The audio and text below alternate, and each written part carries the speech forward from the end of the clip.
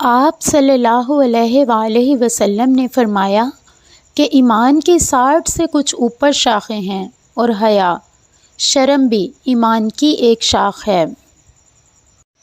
رسول اللہ صلی اللہ علیہ وآلہ وسلم نے فرمایا، اسلام کی بنیاد 5 چیزوں پر قائم کی گئی ہے۔ اول، گواہی دینا کہ اللہ کے سوا کوئی معبود نہیں اور بے شک حضرت محمد صلی اللہ علیہ وآلہ وسلم اللہ کے سچے رسول ہیں، اور نماز قائم کرنا اور زکوٰۃ ادا کرنا اور حج کرنا اور رمضان کے روزے رکھنا۔